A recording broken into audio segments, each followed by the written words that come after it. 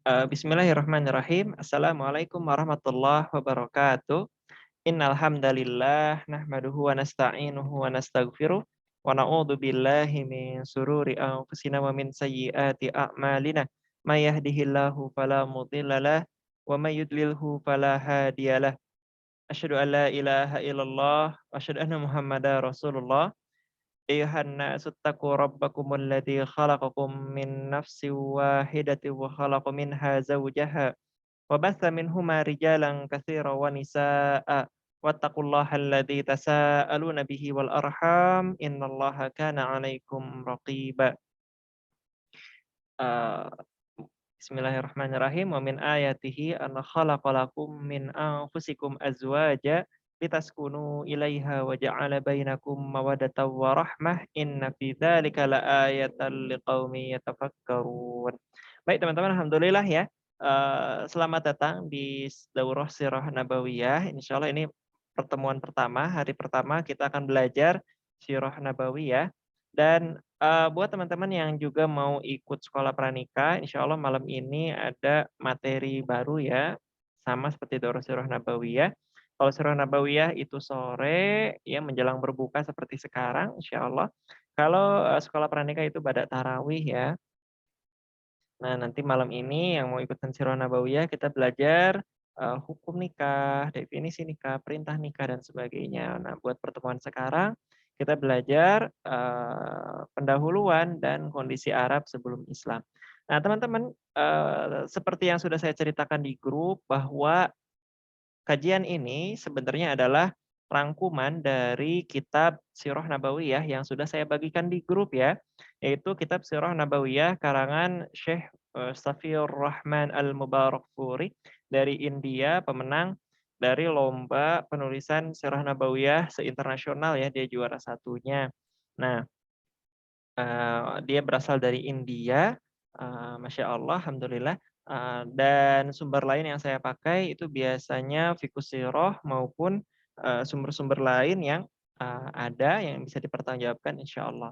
Nah, rangkuman ini saya buat 30 materi supaya bisa dipelajari selama 1 bulan. Yang pertama, tentu hari ini ya kita pendahuluan kenalan dulu nih sama saya dan kondisi Arab sebelum Islam. Baik, perkenalannya malah belum ya. Ya, perkenalkan saya Gilang Pangestu, insya Allah jadi pemateri selama Sirah Nabawiyah ke depan. Saya juga pemateri di program yang beriringan ya, yaitu Sekolah Pranikah dan sesi tukar Civita Aruf bagi yang mau ikut, silahkan hubungi admin.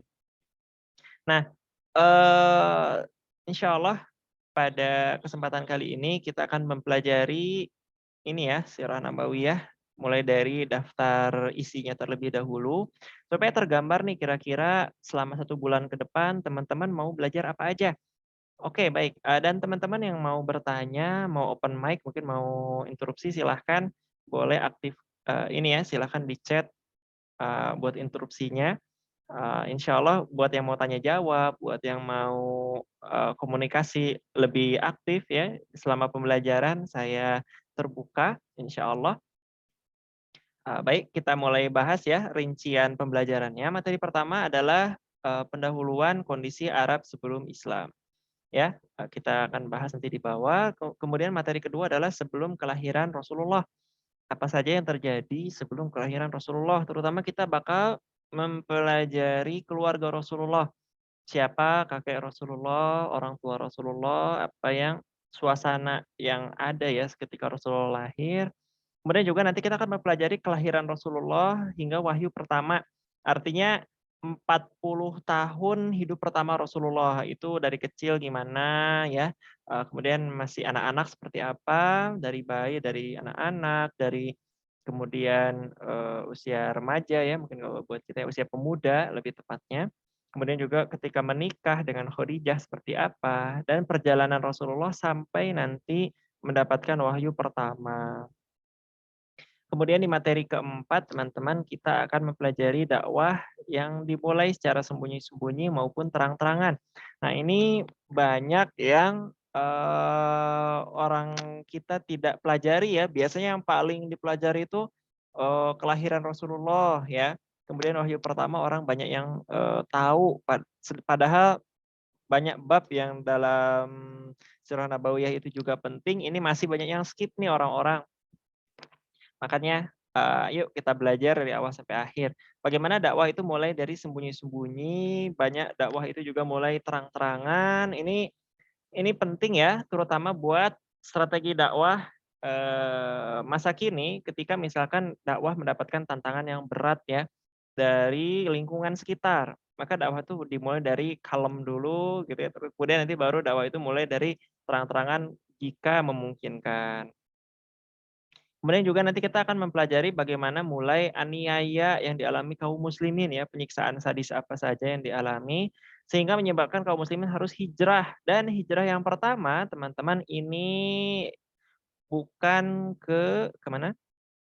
Sebentar saya jawab dulu, ada ID dan passcode-nya. Oke, sampai mana tadi? Oke, ya, bagaimana dakwah itu bisa sampai mendapatkan aniaya dan akhirnya dalam tanda kutip terpaksa harus hijrah ya, harus, merantau ke Habasyah supaya keselamatan dirinya terjaga. Banyak orang yang mengira hijrah itu ke Madinah saja, Mekah ke Madinah. Bukan ya, hijrah itu ke sejumlah tempat, di antaranya adalah Habasyah juga termasuk hijrah. Hijrah ya, dipimpin nanti oleh sepupu Rasulullah, Ja'far bin Abi Thalib, insyaallah kita pelajari. Nah, kemudian juga kita akan mempelajari mulai Rasulullah itu, apa ya, stuck nih dakwah di kelewat. Ini pemboikotan dulu, pemboikotan dan tahun kesedihan. Mulai nanti dukungan Rasulullah dari istrinya, dari pamannya, dari orang-orang terdekatnya itu mulai hilang ya, karena meninggal ya. Abu Thalib meninggal, Khadijah meninggal, sehingga benar-benar ini tuh kita bakal episode ke-6 itu penuh dengan, kisah sedih nih. Siap-siap teman-teman ya buat yang baperan, ini episode 6 cocok nih buat yang suka baperan, kita belajar tahun kesedihan dalam dakwah. Terus juga nanti mulai Rasulullah cari solusi nih, dakwah keluar Mekah dan hiburan dari Allah Subhanahu wa taala berupa Isra dan Mi'raj ya. Ini untuk menguatkan, hati Rasulullah. Kemudian juga kita akan mempelajari baiat Aqobah pertama dan kedua. Bagaimana setelah Rasulullah dakwah berusaha mencari jalan di luar kota Mekah, ternyata dapat solusi di Madinah. Nah, ini dijembatani dari baiat Aqobah pertama dan kedua. Nah, ini masyarakat kita banyak yang apa namanya, belum tahu nih baiat Aqobah pertama dan kedua.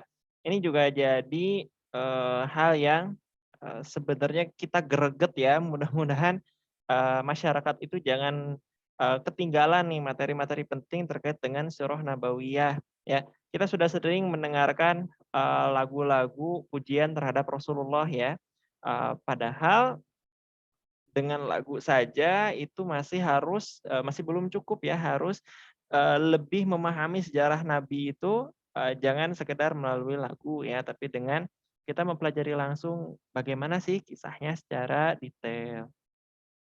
Kemudian juga, teman-teman nanti kita akan mempelajari hijrah dan bagaimana Rasulullah itu membangun kota Madinah ya, bagaimana Rasulullah itu perjalanan hijrahnya dikejar-kejar, ya, diancam nyawanya. Teman-teman nanti di bab itu bakal dengar kisah Suraqah bin Malik ya, salah satu kisah yang ajaib, ada bukti mukjizat Rasulullah di situ, nanti insya Allah kita pelajari. Kemudian juga bagaimana Rasulullah membangun Madinah ya, mempersaudarakan kaum muslimin, baik dari Mekah, dan Madinah, bagaimana nanti Rasulullah itu bisa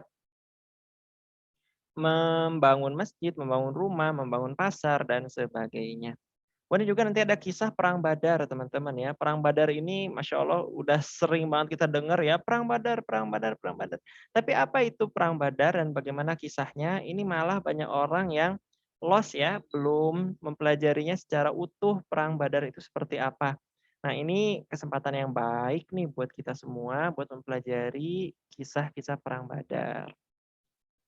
Kemudian juga dilanjutkan nanti antara, perang Uhud ya. Perang Uhud nih perang di mana Rasulullah mengalami kekalahan, ya, karena ada kesalahan yang dilakukan oleh kaum muslimin di saat itu. Nanti Allah di Quran menjelaskan secara umum ya. Insya Allah nanti bisa kita pelajari di materinya.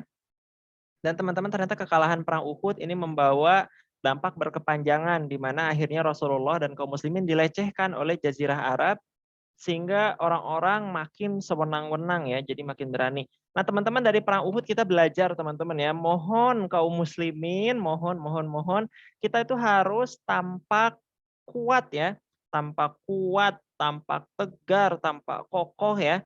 Karena kalau tampak lemah, ini nanti yang membenci dakwah itu malah jadi senang gitu kan. Di Quran banyak dibahas bahwa kita tuh harus mempersiapkan kekuatan ya dalam memperjuangkan Islam. Jangan sampai kita nampak lemah, nanti malah musibah makin banyak, makin bertubi-tubi ya. Ketika kita nanti membutuhkan bantuan, cukup kepada orang-orang yang kita percaya ya, jangan kita share di sosial media. Hari ini aku sedang ber, ber apa berbaper misalnya lagi sedih, lagi insecure dan sebagainya. Nah, ini baiknya di-keep nih teman-teman nih, jangan terlalu diunggah terlalu luas ya. Karena nanti takutnya musibah malah bertambah karena orang-orang meremehkan, merendahkan. Makanya kita belajar sirah nabawiyah tuh beda dengan kita belajar pelajaran fiktif ya. Kenapa? Karena sirah nabawiyah itu kisah yang super super penting dan juga real terjadi gitu kan. Bagaimana kita mempelajari hidup itu dari kisah-kisah nyata ya. Jangan belajar dari kisah-kisah yang relatif fiktif ya. Kisah-kisah yang fiktif itu khawatirnya nanti banyak yang kita jadi salah pola pikirnya. Nah, teman-teman juga nanti kita akan mempelajari ini ya perang Ahzab, perang yang sangat menentukan nasib kaum muslimin saat itu. Karena kalau sampai kaum muslimin kalah di perang Ahzab dan nauzubillah itu kaum muslimin bisa musnah ya pada saat itu ya karena perang Ahzab ini perang pengepungan antara koalisi di Jazirah Arab lawan Rasulullah ya.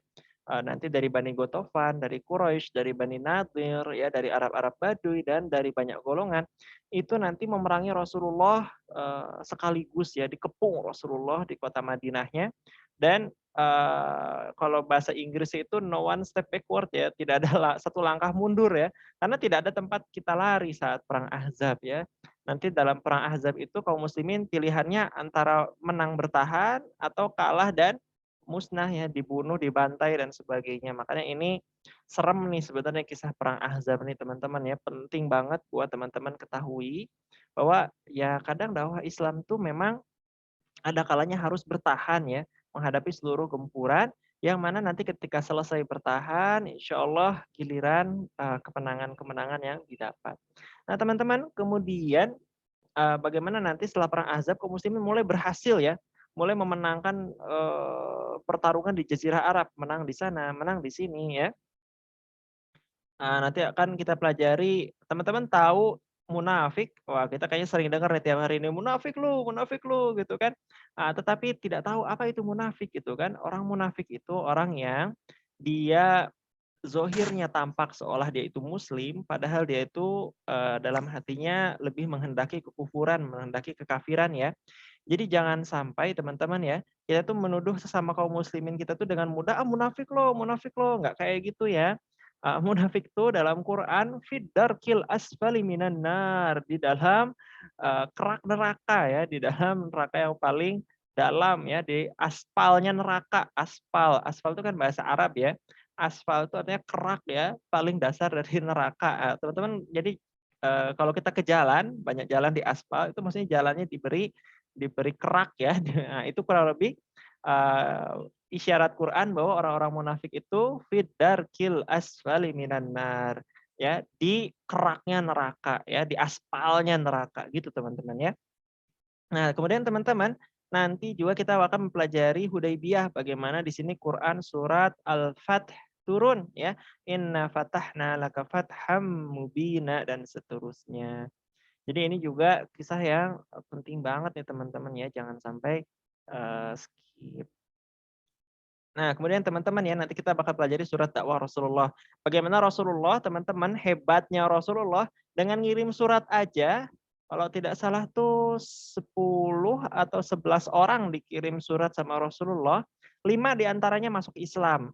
Nih teman-teman nih, bagaimana bisa, dari 10 atau 11 surat nanti kita pelajari bareng-bareng ya di materi 23, itu 5 surat itu berhasil menyebabkan orang masuk Islam. Nah, teman-teman juga sama nih, teman-teman di sini mayoritas aktif di sosial media kan ya. Makanya nanti ketika aktif di sosial media, jangan lupa buat menulis, dakwah Islam ya, karena bisa jadi di antara 10 status, 5 status itu, menyebabkan orang-orang hijrah ya, itu luar biasa sekali. Kayak Rasulullah ya, jadi dengan nulis orang-orang dapat hidayah, gitu ya teman-teman ya. Kita di sini berusaha bagaimana dengan kita menulis ternyata orang-orang bisa menerima Islam dengan baik, bisa dapat hidayah. Begitu teman-teman ya. Terus kemudian juga, perang Khoibar, bagaimana Rasulullah di sini perang lawan orang-orang Yahudi dan ternyata menang. Dan setelah perang Khoibar Rasulullah dan para sahabat akhirnya, makmur secara, perekonomian ya. Sebelumnya dalam perang Khoibar kaum muslimin itu kurus-kurus, kelaparan ya. Kaum muslimin itu disebutkan bahkan tidak merasakan kenyang ya, karena rebutan. Kalau sekarang ada makanan, belum tentu besok ada makanan. Kalau sekarang makanan berlebih, berhari-hari kemudian nggak dapat nggak ini ya, nggak mendapatkan makanan untuk dimakan. Jadi, sebelum perang Khoibar kaum muslimin itu benar-benar buat makan aja sulit nih. Nanti perang Khoibar, selesai perang Khoibar kaum muslimin makanan berlimpah dan bisa makan sampai kenyang. Di sini teman-teman siapa yang buka puasa makannya sampai kekenyangan. Ini berarti, belum merasakan ya perjuangan dakwah Rasulullah itu benar-benar sampai tidak pernah merasakan kenyang ya. Nanti kita buka jangan sampai kekenyangan teman-teman ya, supaya nanti ketika ibadah, ketika sholat tetap semangat semuanya.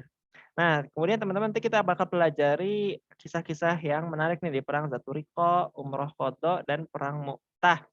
Di sini yang terkenal ada Khalid bin Walid. Jadi, Saifullah ya, jadi pedang Allah yang terhunus. Nanti insya Allah kita pelajari di perang Mu'tah. Kemudian nanti ada peristiwa Fathu Mekah ketika Rasulullah dan pasukannya kembali ke Mekah dan bisa menaklukkan kota Mekah pada saat itu. Nah, ini penting banget ya teman-teman ya, supaya, teman-teman memahami bahwa, oh Masya Allah ketika satu kota itu ibu kota ya, ketika ibu kota Jazirah Arab itu sudah tunduk pada Islam, ternyata Jazirah Arab pun mengikuti dengan, mudahnya. Ini juga jadi pelajaran yang saya pelajari dari, para ulama ya, bahwa dakwah tuh memang di antara cara strategisnya memang mulai dari kota dulu, mulai dari pusat keramaian dulu ya. Baru nanti setelah dari pusat keramaian sudah berjalan, bisa kita mulai ke pelosok-pelosok. Jadi jangan dakwah itu di kotanya belum, tapi melangkah ke pelosok duluan. Itu, boleh, tidak salah, cuman lebih strategis dakwah itu ke pusat keramaian dulu. Nah, di sini teman-teman siapa yang tinggal di sekitar Jabodetabek nih, Jakarta, Bogor, Depok ya, dan sekitarnya, daerah metropolitan. Nah, itu berarti tempat strategis banget nih teman-teman buat dakwah. Atau kalaupun nggak di ibu kota negara, boleh nih di ibu kota provinsi ya, atau di kota-kota teman-teman tempat teman-teman tinggal sekarang. Wah itu silahkan banget ya teman-teman ya. Karena dengan teman-teman dakwah, eee, di pusat-pusat keramaian mudah-mudahan nanti bisa tersebar ke tempat-tempat yang, lebih pelosok lagi. Kemudian teman-teman, nanti kita bakal pelajaran tentang perang Hunain ya. Perang Hunain di sini di awal kaum muslimin sempat kalah, wah kok udah menang kalah lagi. Nanti kita pelajari ya, bagaimana kaum muslimin tadi karena, kesombongan ya, kesombongan dari sebenarnya bukan kaum muslimin yang intinya ya, tapi mereka dari para mu'alaf, sempat sombong ya, dan akhirnya ternyata Allah buat mereka kalah, nanti di sini dijelaskan seperti apa. Kemudian nanti ada perang Tabuk, teman-teman, kisah perang Tabuk ya, perang melawan Romawi Bizantium ini Masya Allah perang yang, cukup menegangkan, nanti insya Allah kita pelajari. Kemudian nanti teman-teman, bakal mempelajari berbondong-bondong masuk ke agama Allah dan haji wada. Di sini kemenangan mutlak Rasulullah nih, bakal kita pelajari. Dan terakhir kita mempelajari wafatnya Rasulullah dan terpilihnya Khalifah Abu Bakar, ya. Jadi teman-teman, kita jangan hanya belajar detik-detik kelahiran Rasulullah saja ya, tapi juga belajar sampai wafatnya. Teman-teman tahu nggak, Rasulullah itu beberapa saat sebelum wafat itu bersiwak, teman-teman, sikat gigi ya. Jadi teman-teman, nasihat buat kita semua, buat saya juga, jangan malas sikat gigi nih, mentang-mentang puasa malas sikat gigi. Oh enggak ya teman-teman ya. Rasulullah itu sebelum meninggal ya, detik-detik sebelum meninggal sikat gigi dulu. Saking giginya tuh keep keep clean gitu ya, tetap terjaga supaya bersih. Nah, makanya teman-teman ya, di sini rajin-rajin sikat gigi karena itu adalah kecintaan dari Nabi kita Muhammad Shallallahu Alaihi Wasallam. Nah, teman-teman kita bahas masuk ke deskripsinya ya. Yang pertama, ya Bismillahirrahmanirrahim. Perkenalkan saya tadi ya Gilang Pangestu. Tim ini dibangun setidaknya 3 orang sebenarnya ya. Saya sendiri, kemudian istri saya dan ada guru-guru kami ya. Tapi yang tentu yang berkecimpung lagi terlibat langsung itu saya dan istri saya. Insya Allah kami menyebut diri kami, keluarga kami sebagai Abdillah Family ya. Abdillah itu hamba Allah, family itu bahasa Inggris keluarga ya. Jadi gabungan antara Arab dan Inggris, artinya keluarga hamba Allah. Mudah-mudahan kita semua bisa menjadi keluarga hamba Allah ya. Dan menjadi hamba Allah itu keren loh teman-teman ya. Kenapa kok keren? Kayak misalkan, "Apa jabatan kamu, kerjaan kamu?" "Saya jadi bodyguard-nya presiden." Oh itu kan kayak, "Ih keren banget bodyguard-nya presiden," gitu kan. Padahal kan tahu bodyguard itu dalam bahasa kita mungkin, bahasa kasarnya itu mungkin ini ya, anak bawang ya, atau mungkin kacung atau apapun itu ya. Eee, itu terdengar biasa saja gitu kan, tapi kalau bodyguard-nya presiden gitu kan, anak bawangnya presiden, wah itu kita seolah merasa tersanjung gitu, merasa hebat. Nah kita pun sama sebagai hamba Allah, kita tuh hamba ya, namanya hamba tuh ya biasa aja gitu kan, bukan hal yang spesial, tapi hambanya Allah, wah kita menghamba pada zat ya, Tuhan semesta alam, wah berarti insya Allah hamba Allah itu keren banget teman-teman ya, mudah-mudahan kita bisa menjadi hamba Allah sebaik-baiknya hamba Allah Subhanahu wa taala. Nah, teman-teman mungkin penasaran kenapa sih kita harus banget belajar sirah nabawiyah, teman-teman ya. Kok sirah nabawiyah itu penting, teman-teman? Nah, teman-teman, saya tuh hidupnya merasa sangat berubah setelah belajar sirah nabawiyah. Kenapa? Karena saya jadi mengerti Islam itu sebenarnya mau dibawa kemana gitu kan. Loh, kok gimana? Ya karena memang Islam itu kan berdasarkan atas Quran dan Sunnah ya, Al-Quran dan As-Sunnah ya, ajaran-ajaran Rasulullah Shallallahu Alaihi Wasallam. Dan kita tidak mungkin bisa memahami Quran Sunnah secara utuh kalau tidak belajar sirah nabawiyah. Karena Quran itu yang menggiring Rasulullah dalam berdakwah ya. Dan as-sunnah itu adalah buah dari ajaran Rasulullah selama Rasulullah berdakwah. Jadi ketika kita menerapkan Al-Quran dan as-sunnah yang sempurna, tidak bisa tidak itu harus belajar sirah nabawiyah. Dan memang Rasulullah itu yang terbaik dalam mengamalkan Quran, dalam mengamalkan as-sunnah. Terbukti teman-teman. Teman-teman, oke kita coba lihat ke bawah. Ya. Nah, di sini teman-teman ya, Rasulullah itu diutus di tengah gurun pasir, teman-teman ya. Di tengah gurun pasir yang gersang, yang tandus, yang ya masyarakatnya ummi ya, masyarakat tidak bisa baca, tidak bisa tulis, tertinggal ya. Tiba-tiba teman-teman dalam waktu 100 tahun umat Islam jeng-jeng menyebar besar dari Spanyol, Portugis ya. Dulu Spanyol itu negara Islam teman-teman ya. Jadi kalau yang sering nonton bola ya, El Clasico saya nggak tahu.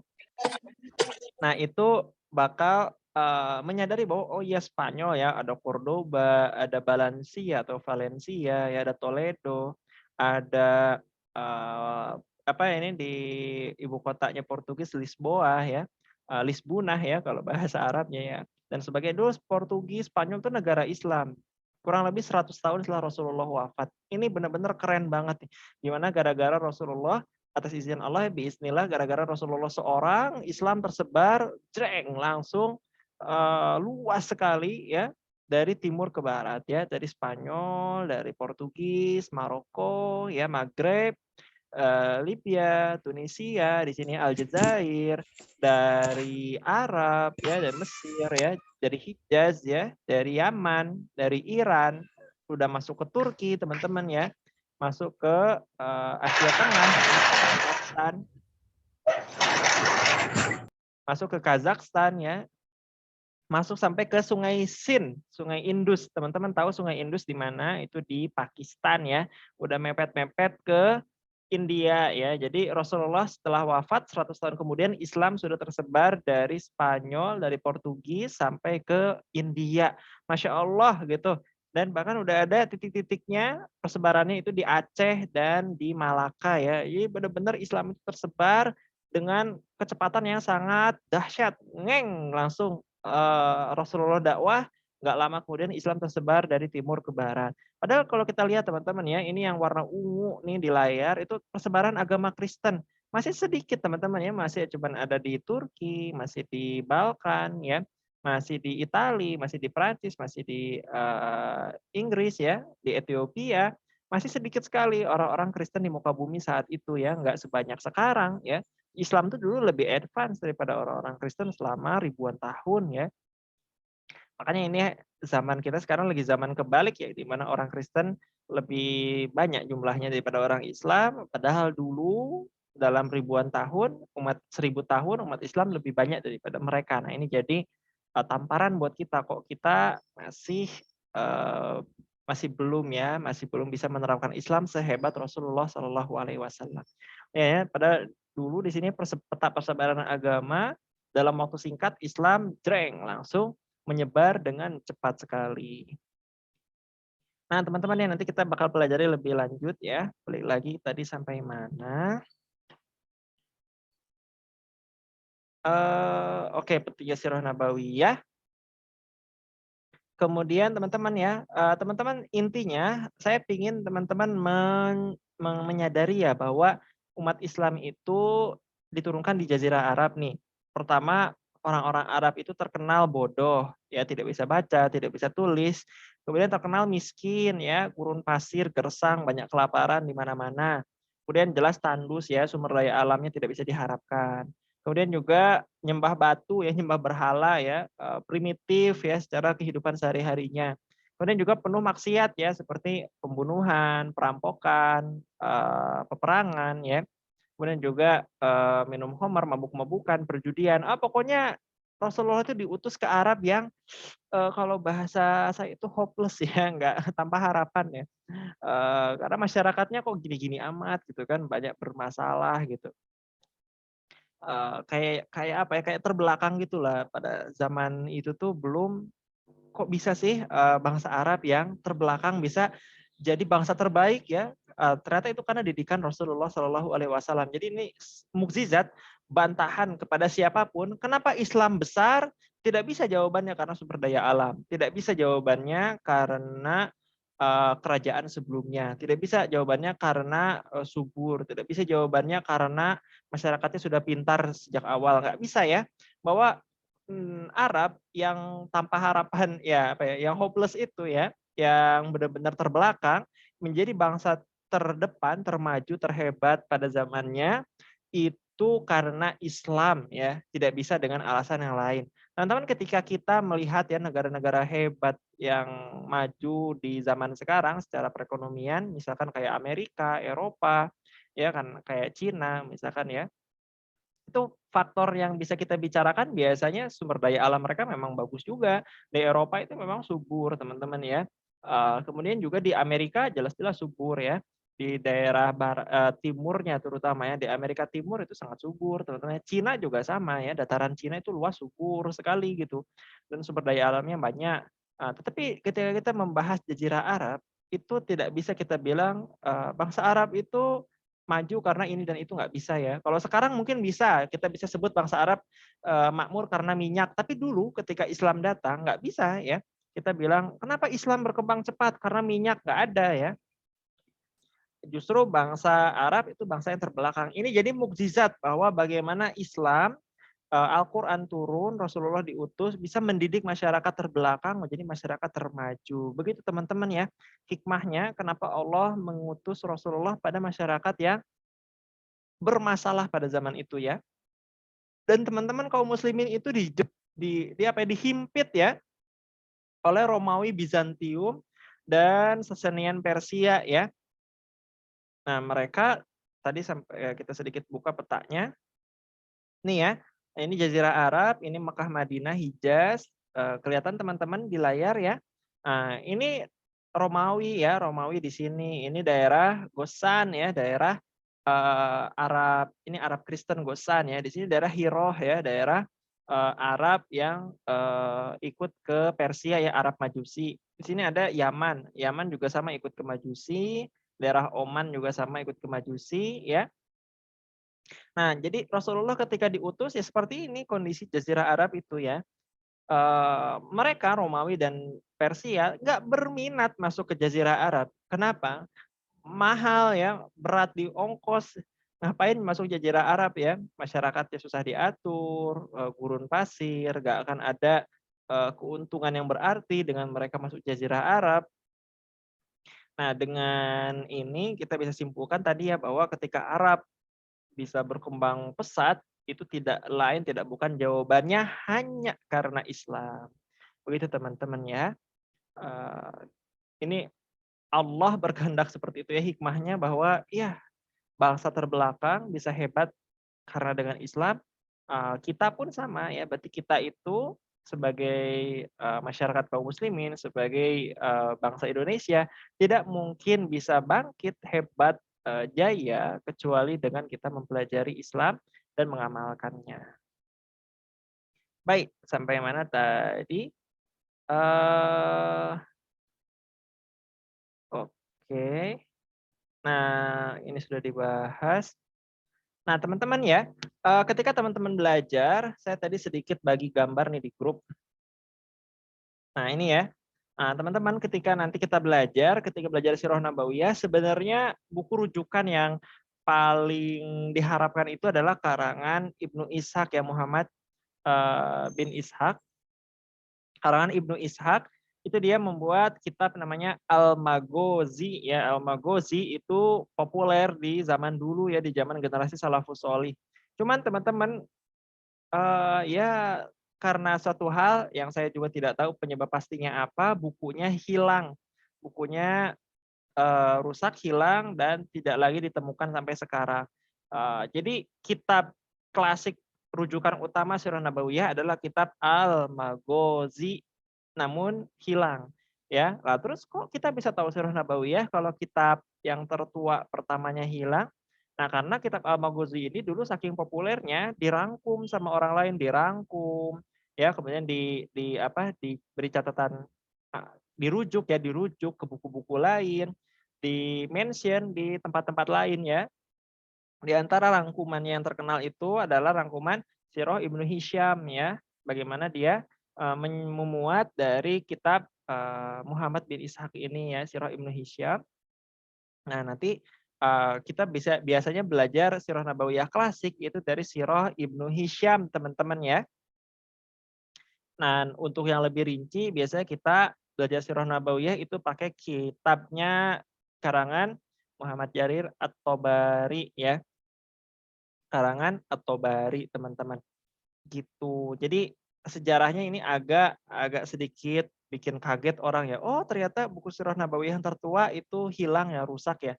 Jawabannya iya, jawabannya bukunya entah kenapa itu rusak ya, tetapi sudah dirangkum untungnya oleh Ibnu Hisham. Begitu teman-teman ya. Ya, kita juga berharap sebenarnya kita bisa baca kitab tertua tersebut ya, Al-Maghazi itu ya. Cuman ya qadarullah, kehendak Allah, bukunya ternyata hilang di telan zaman. Oke, kita balik lagi ke mana tadi. Nah, akhirnya buku yang saya pakai yang paling utama itu pakai kitab Rohiqul Maktum, karangan Syekh Syafiur Rahman Al-Mubarakfuri, dan kitab Fiqhus Sirah karangan Syekh Muhammad Said Ramadan Al-Buti, teman-teman ya. Kalau teman-teman belum punya Fiqhus Sirah ya nggak apa-apa, tapi setidaknya saya harap download tadi ya PDF Sirah Nabawiyah karangan Syekh Syafiur Rahman Al-Mubarakfuri, kitab Rahiqul Maktumnya, karena itu yang kita pakai banget nih di sini nih, yang jadi rujukan utamanya dalam proses pembelajaran sebulan ke depan. Teman-teman ya, oke ini sudah. Nah teman-teman, sekarang teman-teman bertanya nih, Kita kan sekarang bab 1 ya, bab 1 itu kan kondisi Arab sebelum Islam. Nah, teman-teman mungkin nanti nanya, "Emang Arab itu apa?" Gitu kan. Teman-teman, salah satu cara belajar terbaik itu adalah ketika teman-teman ikut nyatet ya, ikut menulis, ikut merangkum di catatan teman-teman sendiri. Nah, makanya nih teman-teman nih mumpung, kita bahas ya, boleh banget teman-teman buat sambil nyatet-nyatet ya sedikit-sedikit supaya poin-poinnya tertulis ya, lebih awet insya Allah, lebih dipahami ya.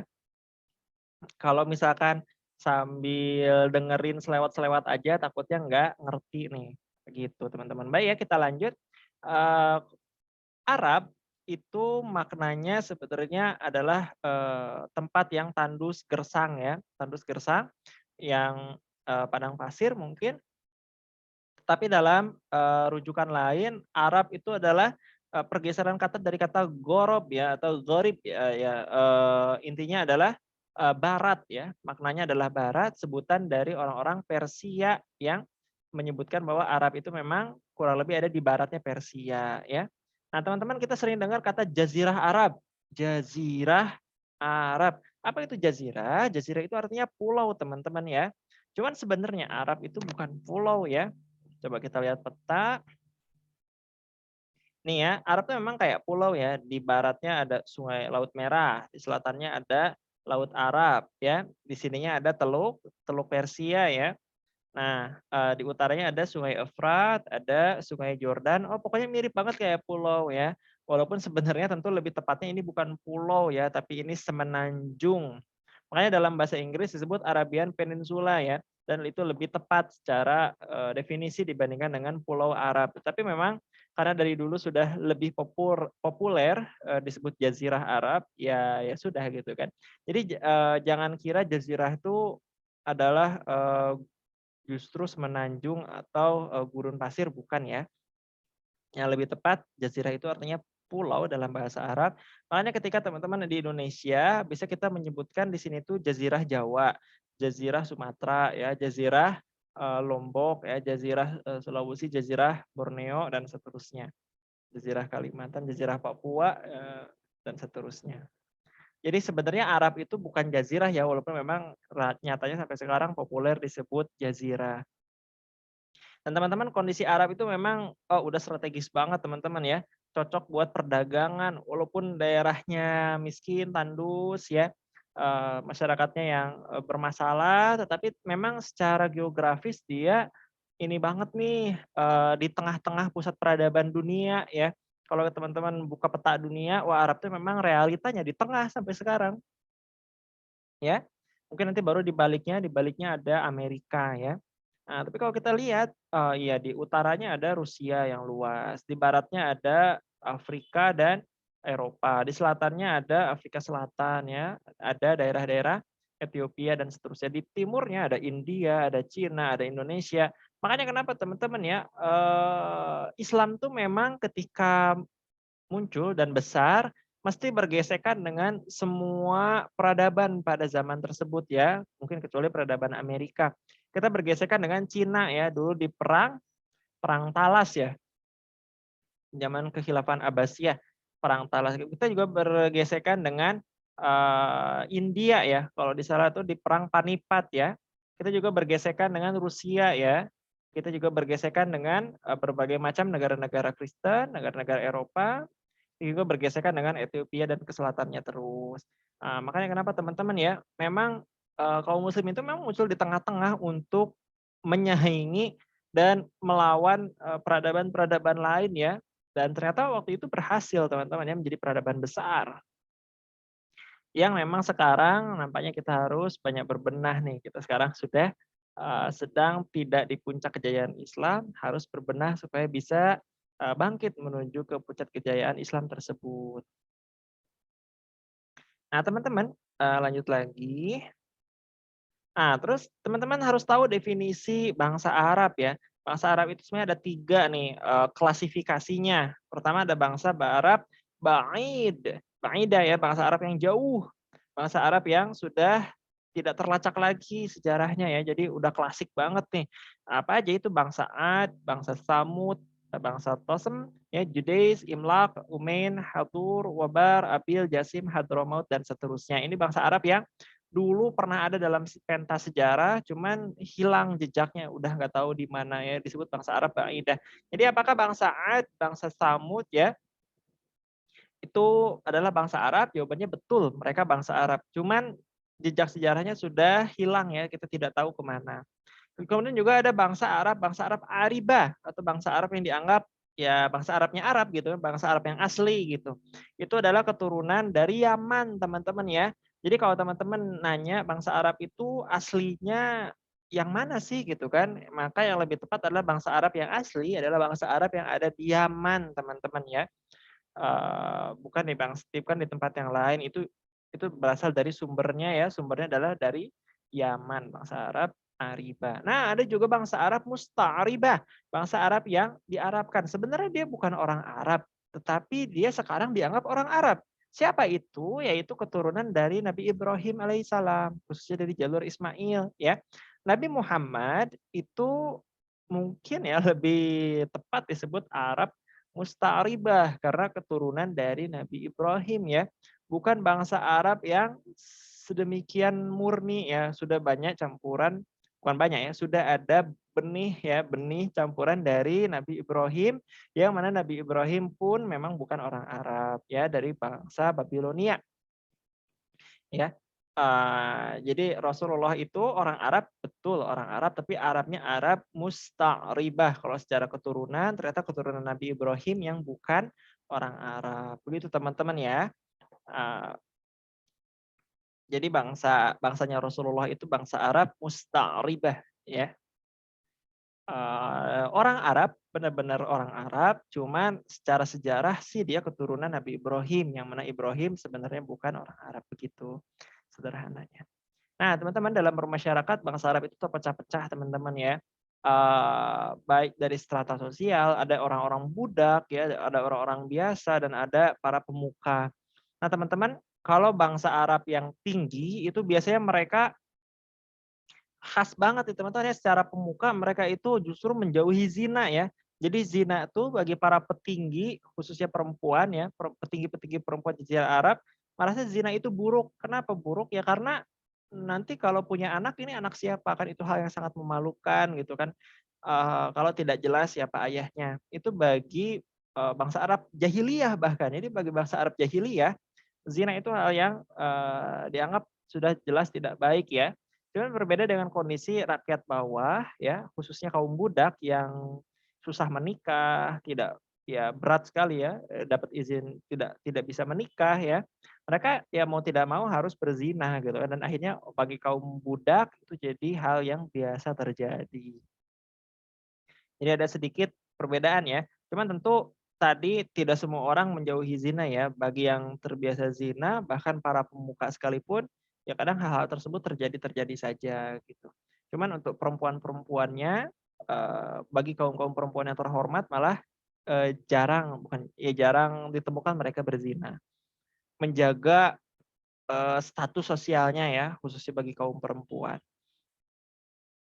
Nah, terus teman-teman, orang Arab yang zaman dulu itu pemuka-pemukanya senang banget cari perhatian, caper teman-teman ya, baik dalam penampilan maupun dalam, jamuan ya. Mereka senang berbagi harta, senang menghormati tamu ya, berbagi makanan. Karena memang kalau mau jadi pemuka, kan harus ada alasan, kenapa kamu jadi pemuka kabilah ini dan kabilah itu. Kan ada alasannya ya, alasannya karena mereka, oh memang mereka terkenal begini dan begitunya. Jadi memang status sosial ya, pansos, panjat sosial itu didapatkan dengan hal-hal seperti itu ya pada bangsa dulu. Mungkin zaman sekarang pansos kita ya macam-macam ya. Nah teman-teman kemudian teman-teman bangsa Arab ini harus dicatat teman-teman ya. Itu adalah bangsa yang sangat menghormati hubungan kabilah, kabilah atau keturunan atau klan ya. Buat teman-teman yang biasa dengar kata klan ya, klannya dari mana, itu, ini tuh adalah bentuk kabilah ya, yang mana selama dia masih satu klan, satu kabilah, satu suku, itu hubungannya kuat banget. saking kuatnya, baik klannya itu zolim atau dizolimi, itu akan ditolong. Jadi fanatik sama kesukuan ya, mau satu suku saya itu dia dizolimi atau menzolimi, itu akan ditolong. Jadi memang tidak penting yang benar siapa, yang penting suku saya mana gitu kan. Itu zaman dulu ya, zaman Arab Jahiliyah, fanatik sama kesukuan. Jadi mereka saling membela satu sukunya ya, baik itu dalam keadaan zolim maupun dizolimi ya, satu klan. Oke, kita lanjut ya. Nah, teman-teman, kemudian juga bangsa Arab itu sangat menghormati anak keturunan teman-teman, khususnya anak laki-laki ya, dianggap sebagai penerus pada saat itu. Nah, untuk anak perempuan memang nasibnya tidak banyak yang tidak beruntung teman-teman ya. Dianggap anak perempuan itu sebagai beban, beban nafkah, ya beban ketika perang. Kenapa disebut sebagai beban? Karena kan bangsa Arab senang perang nih, dan ketika perang yang dirampas dari musuh yang kalah itu biasanya harta dan anak-anak perempuan gitu kan, buat dibawa. Jadi dianggap sebagai aib ya, sebagai malu. Aduh kalau punya anak perempuan takutnya nanti kalau kalah perang anak perempuannya diambil dan jadi ajang mempermalukan suku gitu kan. Itu kan pikiran zaman dulu ya. Islam datang, perempuan menjadi sangat dimuliakan. Tidak boleh tuh anak perempuan itu dianggap rendah, apalagi langsung dibunuh teman-teman ya. Jadi teman-teman mungkin ini terdengar sadis, tapi memang begitu kenyataannya. Kalau zaman dulu di Arab Jahiliyah itu anak perempuan itu kalau lahir sebagian ya, saya nggak bilang semua, sebagian itu langsung dikubur hidup-hidup gitu ya. Jadi sudah dibuka, sudah digali ya kuburan di sebelah ibunya yang sedang melahirkan. Kalau anaknya laki-laki akan dipamerkan, dibawa keliling-keliling ya di pameran ya, anak laki-laki, oh ini jadi kehormatan, jadi prajurit perang yang baru gitu kan. Tapi kalau anak perempuan malu dan dikubur hidup-hidup gitu kan. Jadi masih hidup tuh benar-benar dikubur ya dan meninggal namanya dikubur hidup-hidup ya. Atau bahkan di ditusuk pedang ya, ditusuk tombak, dibelah ya. Ini merupakan satu kejadian yang mengerikan ya. Anak perempuan itu dibunuh ya, baik dengan pedang, dengan tombak, atau dikubur hidup-hidup. Ini ya teman-teman zaman dulu itu mengerikan banget ya, saking anak perempuan itu dianggap sebagai beban ketika perang ya, dan memang perang itu jadi rutinitas mereka. Nah Islam datang, tidak ada yang dibenarkan dari perilaku-perilaku tersebut. Makanya alhamdulillah teman-teman ya, kita sebagai kaum muslimin, Allah muliakan laki-laki dan perempuannya ya. Kita banyak belajar dalam sejarah, banyak anak yang dibunuh ya, zaman dulu di bangsa Arab anak perempuan dibunuh.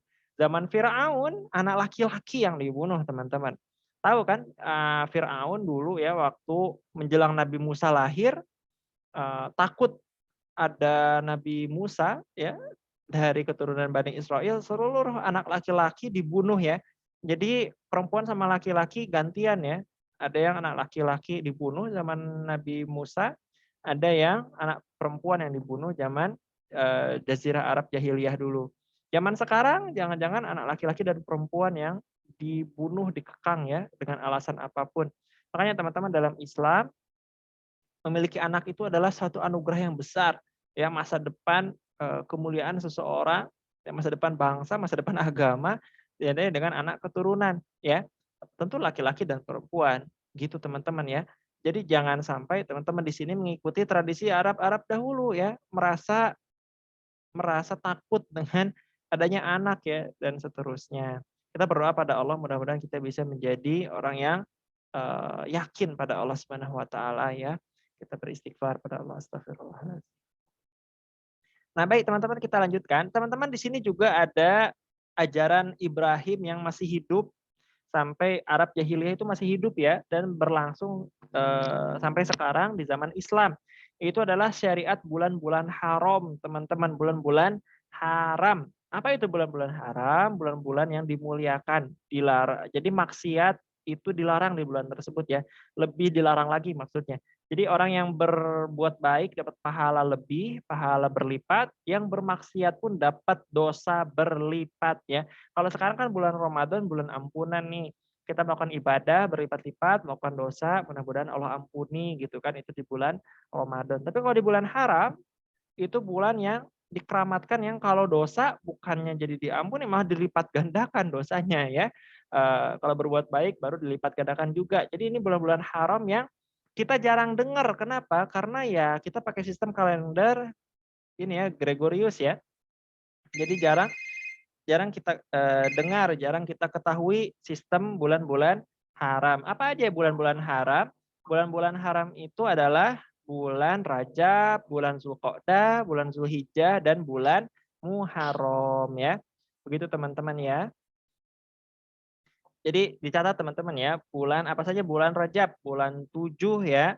Dulu kan kita sebelum Ramadan ada Sya'ban, ada, Rajab ya, ini adalah bulan haram ya. Bulan di mana pahala dan dosa dilipat gandakan. Ada juga bulan ini ya, bulan 11, 12, dan bulan 1 ya, atau musim haji lah si sederhananya, musim haji ya. Dzulqa'dah, Dzulhijjah, dan Muharram musim haji itu adalah bulan-bulan haram yang dimuliakan. Makanya teman-teman nih, kita memang salah satu kekurangan sekarang, kita tidak pakai kalender Islam dalam kehidupan sehari-hari, ya. Harusnya kita kalau kembali pada kalender Islam, hal-hal seperti ini tuh menjadi hal-hal yang, mudah dipahami ya, untuk dipraktekkan di masyarakat. Begitu teman-teman ya. Mudah-mudahan nanti, kita bisa lebih memuliakan kalender dari Allah Subhanahu wa taala, kalender Islam, buat dipakai dalam kehidupan sehari-hari karena ini yang dibenarkan dalam syariat. Nah, kemudian teman-teman ya, pekerjaan masyarakat pada saat itu kebanyakan adalah petani, pedagang, dan pengrajin ya. Petani khususnya di daerah-daerah subur seperti Madinah ya, pedagang di daerah-daerah tandus seperti Mekah ya, atau pengrajin ya di daerah tertentu ya, atau di mana-mana juga banyak pengrajin, itu membuat kerajinan-kerajinan ya seperti kendi, anyaman, dan pakaian. Kemudian juga, apalagi,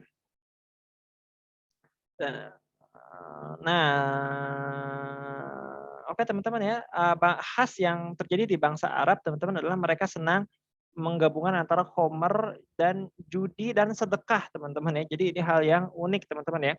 Di Quran kan di Quran surah Al-Baqarah dijelaskan, "A'udzubillahi minasyaitonirrajim, bismillahirrahmanirrahim, yas'alunaka 'anil khamri wal maisir." Mereka bertanya tentang kamu tentang khamar dan judi. Qul fihima itsmun kabir, katakan pada dosanya ada dosa yang besar, wa manafi'u linnas, dan manfaat bagi manusia. Apa manfaatnya? Kalau zaman dulu orang yang menang judi sambil minum khamar dia sedekah gitu kan, jadi nggak merasa berat dalam sedekah, kemana mana sedekah. Wah, menang judi, pesta-pesta minum homer sekaligus sedekah yang banyak dari hasil judinya gitu kan. Ini agak aneh mungkin ya kedengaran sekarang ya. Kita kan kalau dengar kata judi itu, wah menang judi, langsung difoya-foya misalkan ya. Kalau zaman dulu menang judi langsung sedekah kemana mana gitu kan. Jadi menggabungkan antara homer, judi, dan sedekah ini kok kok bisa kayak gitu ya. Itulah Arab jahiliyah dulu ya. Kalau zaman sekarang kan tidak seperti itu ya. Homer dilarang, judi dilarang, tapi tetap harus sedekah ya. Nah, makanya teman-teman kita di masa yang bukan Arab jahiliyah harusnya sedekahnya lebih rajin daripada orang Arab jahiliyah, teman-teman ya. Nah, bangsa Arab juga sangat menjunjung tinggi kehormatan dan janji, teman-teman ya. Makanya kenapa zaman dulu tuh mereka tega melakukan apa saja, bahkan membunuh anak-anak mereka ketika mereka harus menepati janji, teman-teman ya, menjaga kehormatan. Jadi janji itu benar-benar dipegang. Ini yang benar-benar jadi hal yang unik ya, bangsa Arab tuh sangat teguh pada janjinya. Malu banget kalau enggak menepati janji ya, takut dipermalukan, seolah terkenal mereka itu omongannya tidak bisa dipegang. Kemudian teman-teman, bangsa Arab juga masih banyak sisa-sisa ajaran Ibrahim, ya insya Allah nanti kita akan bahas, itu untuk materi sekarang. Baik teman-teman, ada beberapa menit untuk tanya jawab, silakan yang mau tanya atau komentar atau open mic boleh ya. Gimana kelasnya hari ini, apakah memuaskan teman-teman atau mau ada dalam tanda kutip saran ya, kritik saran buat saya mengajarnya harus seperti apa, boleh di chat atau open mic bisa ya. Sebelum nanti materinya ditutup, silakan teman-teman yang mau chat, apakah materinya hari ini keren atau materinya, "Ustadz ini materinya apaan sih? Saya nggak ngerti." Nanti insya Allah mudah-mudahan bisa jadi perbaikan buat saya ke depannya. Teman-teman, insya Allah ya buat yang gabung Sirah Nabawiyah intensif sebulan ke depan, ya kita akan lanjut dan ada kuis setiap harinya. Dan yang mau ikut sekolah pranikah juga boleh hubungi adminnya. Malam ini kita ketemu lagi ngebahas definisi hukum dan perintah nikah, teman-teman. Oke, baik. Tidak ada chat, tidak ada pertanyaan, tidak ada yang mau open mic, mau ditutup kalau tidak ada, bisa langsung nanti ya mengisi kuis yang sudah saya share. Baik, teman-teman, apakah cukup? Boleh dong chat saya supaya tahu apakah materinya hari ini menarik atau tidak. Eee, nah, teman-teman ini ya, nanti kuis yang harus dikerjakan ya, selesai materi sekarang, silahkan mudah-mudahan nanti setelah kuis bisa terukur nih, "Oh ini, pelajarannya saya ngerti, berarti nanti nilainya harusnya besar." Atau ini, "Wah ini ngomong apa gitu ustadznya, nggak jelas." Nanti nilainya kan kelihatan jelek ya, jadi evaluasi buat saya. Nanti insya Allah, mengerjakan kuis ya teman-teman ya. Menarik banget? Alhamdulillah. Mudah-mudahan bisa seterusnya ya, ke sebulan ke depan seperti ini. Boleh tanya tentang kuis? Silakan silakan. Sebelum kita tutup, tanya jawabnya beresin dulu, baik mau nanya materi maupun nanya tentang teknis, silahkan. Lebih suka diceritakan. Iya, alhamdulillah ya. Menarik, semoga semakin bertambah cinta kepada Nabi. Iya, kita bersalawat ya, Allahumma sholli ala Muhammad wa ala ali Muhammad, insyaallah. Silakan yang mau bertanya, simpel dan mudah dipahami, alhamdulillah. Teman-teman, gimana? Tadi ada yang mau nanya, silakan bertanya, mau open mic juga boleh. Sayangnya to be continued. Iya, teman-teman udah mau buka ya, udah mau maghrib. Mungkin bahkan teman-teman sebagian udah maghrib ya. Kita besok insya Allah lanjut. Saya ingin bertanya, Ustaz, kenapa bangsa Arab itu tinggal yang ada di Yaman? Gimana? Tadi tuh ketika saya menjelaskan bangsa Arab yang asli ya, bangsa Arab yang dianggap asli adalah bangsa Arab keturunan Yaman. Yang mana nanti dari Yaman itu menyebar ke daerah-daerah yang lain ya. Jadi bangsa Arab asli itu bangsa Arab yang ada di Yaman. Itu dulu ya, zaman dulu ya. Kalau sekarang kan bangsa Arab sudah berhijrah ke banyak tempat ya. Bahkan sampai ke Indonesia juga ada bangsa Arab di Indonesia. Tetapi kalau ditanya bangsa Arab yang asli itu bangsa Arab yang mana, maka bangsa Arab yang Yaman ya.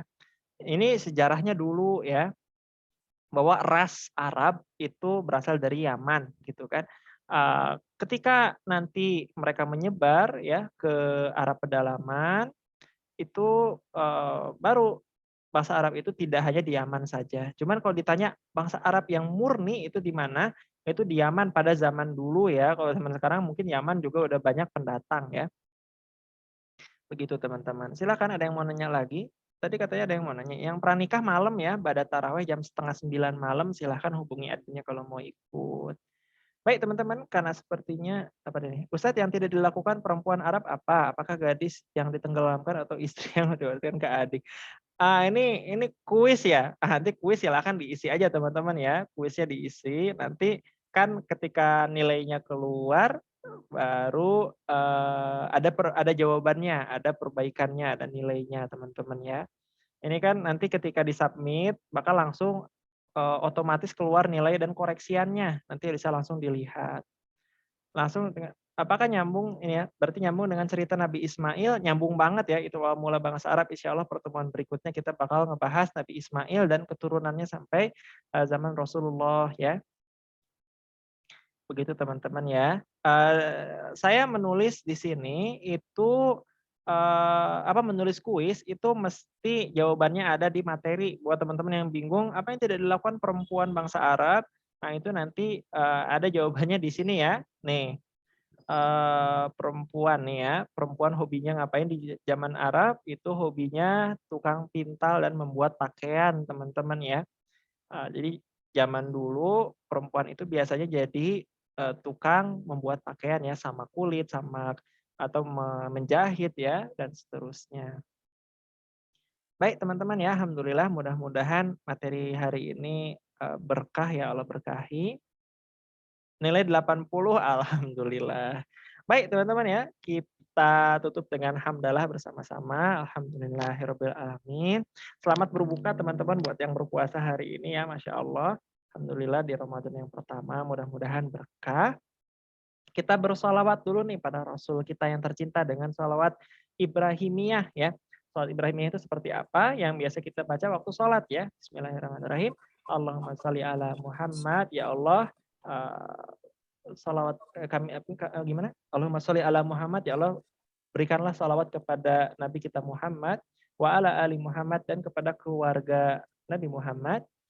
Kama sholaita ala Ibrahim wa ala ali Ibrahim, sebagaimana engkau bersolat kepada Ibrahim dan keluarga Ibrahim. Wa barik ala Muhammad, ya Allah, berkahilah Nabi Muhammad wa ala ali Muhammad, dan kepada keluarga Muhammad. Kama barakta ala Ibrahim wa ala ali Ibrahim, sebagaimana engkau memberkahi Nabi Ibrahim dan keluarga Nabi Ibrahim, fil alamina innaka Hamidum Majid. Seluruh Arab, semuanya engkau yang maha perkasa. Baik, alhamdulillah teman-teman, mari kita berdoa kepada Allah. Mudah-mudahan semua di sini kita reuni di surga Firdaus, ya, surga paling tinggi, paling tengah, sumber mata air segala surga, bersama Nabi kita tercinta, Nabi besar Muhammad Sallallahu Alaihi Wasallam, bersama para nabi, para rasul, as-siddiqin, asyuhada, as-sabirin. Mudah-mudahan teman-teman ya, kita berdoa juga untuk orang tua kita teman-teman ya.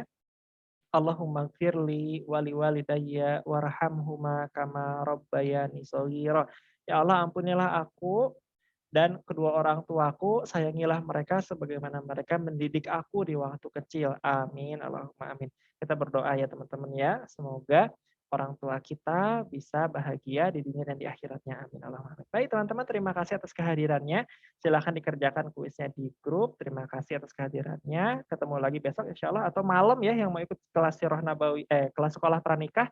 Insya Allah habis tarawih kita ketemu lagi. Terima kasih. Assalamualaikum warahmatullahi wabarakatuh. Terima kasih teman-teman. Insya Allah recordnya nanti saya unggah ya malam nanti.